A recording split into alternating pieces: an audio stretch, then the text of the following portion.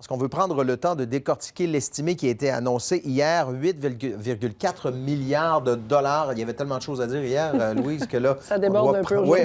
Oui, on doit prendre le temps de le décortiquer. Donc, vous avez consulté les détails des documents qui sont disponibles. Et depuis 2021, c'est pas compliqué, on a ajouté 2 milliards de dollars à chaque année. Facture initiale, c'était 3,3 milliards de dollars. Ça incluait le matériel roulant, les infrastructures, les travaux préparatoires aussi. Il n'y a eu qu'une seule mise à jour du projet là, dans les dernières années. C'était à l'automne 2021. Rappelez-vous, on était en pleine campagne électorale. Le montant était sorti.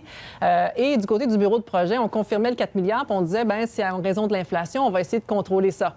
Ils ne savaient pas encore à quoi ils s'exposaient pour les mois suivants. Un an plus tard, c'est 6 milliards de dollars. Le projet était rendu à 6 milliards de dollars selon le document qu'on a pu consulter aujourd'hui. Et en juillet dernier, donc 6 mois plus tard, on était rendu à 8,4 milliards. C'est le montant que M. Marchand nous a présenté hier. Donc, en l'espace de 6 mois, le projet a fait un bond de 2,4 milliards de dollars. Mais il y avait un autre chiffre dans le dossier d'affaires qui a été déposé par la Ville de Québec à la ministre des Transports. C'est 10,8 milliards de dollars. Qu'est-ce que c'est ce 10,8 milliards de dollars?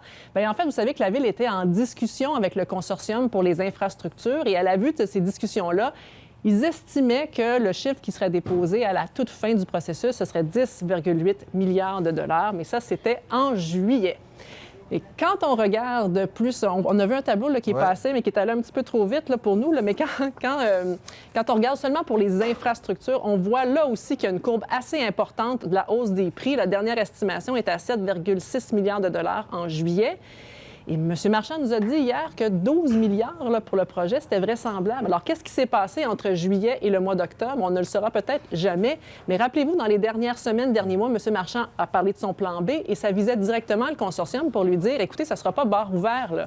Il faut vraiment rétablir le rapport de force. Si vous êtes trop chérant, on aura un plan B pour la suite des choses. On connaît l'histoire, mais c'est intéressant de voir comment les prix ont augmenté dans le temps et comment tout ça s'est terminé finalement. Et là, la fameuse rencontre, elle est demandée par le maire Marchand, une rencontre avec le premier ministre, avec des représentants de la CAQ. Oui, parce qu'on l'a vu hier, les premiers échos au gouvernement, c'était plutôt prudent. Hein? On dit tous, on va aller s'asseoir avec le maire Marchand pour voir qu'est-ce qu'il y a à nous présenter.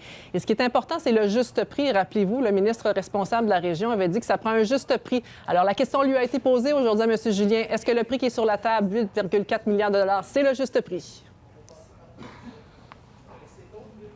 Oui, j'ai répété souvent. Donc, le juste prix, c'est sur base comparative dans un marché en concurrence. Parce que 8,4, celle-là. Donc, naturellement, avant de rencontrer le maire, c'est difficile d'aller voir le détail du 8,4 et sa structure.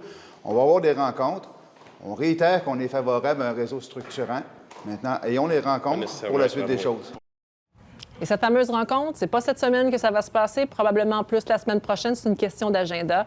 Mais le maire veut une réponse assez rapidement, on le sait. Oui, il nous l'a dit hier. Oui. Merci, Louise. Je vous en prie.